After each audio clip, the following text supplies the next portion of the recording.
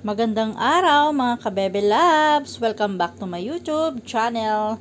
Nandito po tayo ngayon sa Polam Market. Kabababa ko lang ng bus guys. At tayo mamimili muna. Ako'y pinamalingki ni Lola. Bebe loves, pasok na tayo ng MCP Market dito sa Polam. Ayan, dito lagi kaming market ni Lola kahit medyo mahal. At dito naman kami palaging bumibili ng bread. Punta muna tayo sa bilihan ng isda, mga kabebe loves.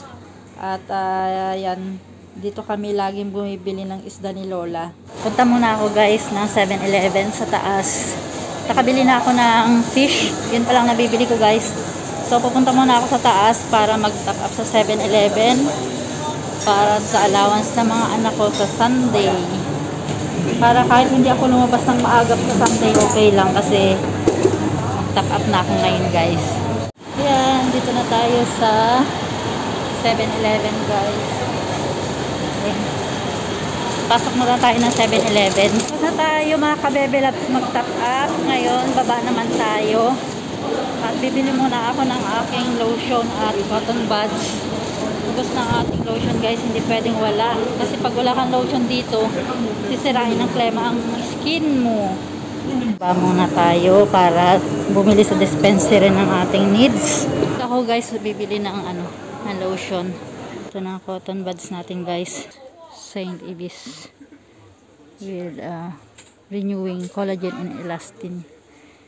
Or ito guys, lalamig na rin naman. So ito ang kailangan ko for sensitive skin. Nakabili na ako guys sa dispensary. At ngayon na ibababa na naman tayo ulit. Papuntang market. Ayan, bibili na tayo ng mga gulay na bili ni Lola. At kung ano-ano pa. Ayan mga kabebe loves. Papunta na tayo ng market. Maganda dito mag-market sa Polam. Kaya lang mahal guys. Pero comfortable kang mag-market dito kasi isang buong lang yung sa baba niya. Yung ikot-ikot ka lang, madaling bumili. Tsaka aircon. Si Lola nasa Jockey Club Clinic, nagpapa-check up kasama nung anak niya. Baby loves, tapos na tayong mag-market. Nabili na natin kompleto na. Tayo naman ay maglakad na papuntang bus stop. Ayan, dyan lang sa bandang dulo guys ang bus stop. Ay. May natira pang market money. Sabi ni Lola, bumili ako ng kung ano pa yung kailangan. Kaso, ayaw ko na guys kasi mabigat na. Kung ano lang yung nilista ko na mga pinabibili niya, yun lang ang nabili ko guys.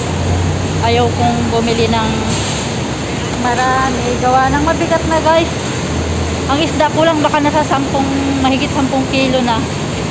Ayun, marami kaming bumili ng isda ibang isang linggo. Guys, ang sasakyan kong bus, pero wala pa ang driver. So maghihintay tayo. Wait muna tayo guys. Pila-pila. Sana naman hindi matagal umalis itong bus. Kadarating lang natin ang bahay. Naliligo si Lolo. Buti na lang naliligo na siya. So ayan, basang-basa na tayo ng pawis guys. I-unpack muna natin itong mga pinamili natin. Mamaya-maya pa ang dating ni Lola. Bye-bye mga kabebe loves! Have a good day! Thank you for watching my video!